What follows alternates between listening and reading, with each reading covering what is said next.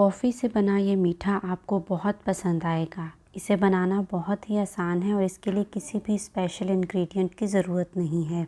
Pan ले लेंगे, इसे लो फ्लेम पर रखेंगे और इसमें 50 ग्राम बटर ऐड कर देंगे। बटर को मेल्ट हो जाने देंगे।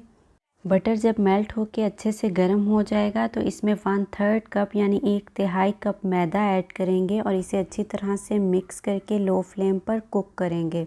मैदे को हम लो फ्लेम पर इतनी देर तक भूनेंगे कि वो अच्छे से रोस्ट हो जाए और उसका कलर भी हल्का सा चेंज हो जाए। ये सॉफ्ट भी हो जाएगा, आपको अंदाज़ा हो जाएगा इसकी खुशबू से।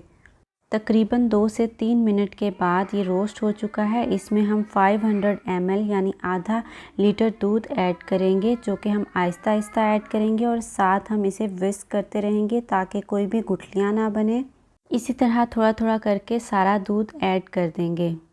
एक प्याली में 2 टेबलस्पून कॉफ़ी ले लेंगे और इसमें थोड़ा सा पानी तकरीबन 3 से 4 टेबलस्पून ऐड करके इसे अच्छी तरह से मिक्स कर लेंगे।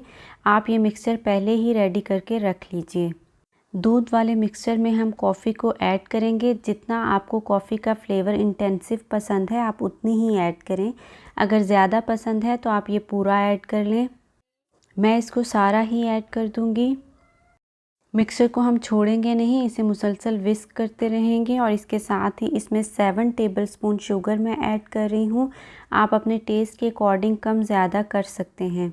मिक्सचर को हम लो फ्लेम पर कुक करते रहेंगे यहाँ तक कि वो बिल्कुल गाढ़ा हो जाए।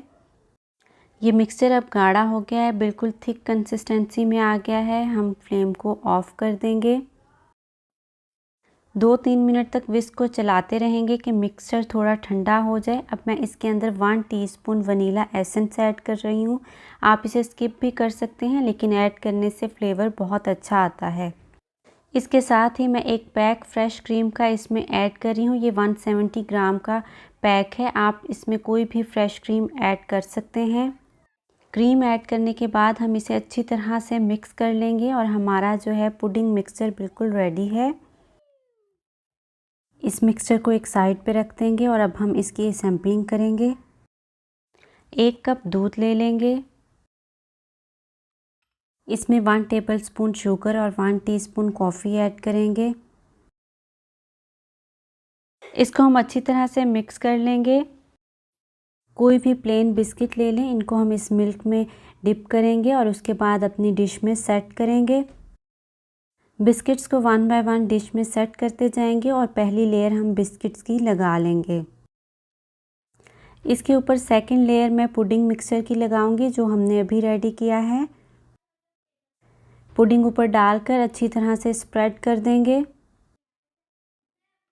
अब इसके ऊपर बिस्किट की सेकंड लेयर लगा देंगे और उसके ऊपर पुडिंग की एक और लेयर लगा देंगे। इस तरह से मैंने 4 लेयर बिस्किट्स की लगाई हैं और 4 लेयर पुडिंग्स की लगाई हैं। कॉफ़ी को क्रश कर करके इसके ऊपर मैंने डाल दिया है गार्निशिंग के लिए। आप अपनी मर्ज़ी से कोई भी गार्निशिंग कर सकते हैं। थोड़े से चोको चिप्स मैंने इसके ऊपर ऐड कर दिए हैं खूबसूरती के लिए। 2 घंटे इसको फ्रिज में रखने के बाद सर्व कीजिए। अगर वीडियो पसंद आई हो तो इसे लाइक करें और अपने फ्रेंड्स के साथ शेयर कीजिए।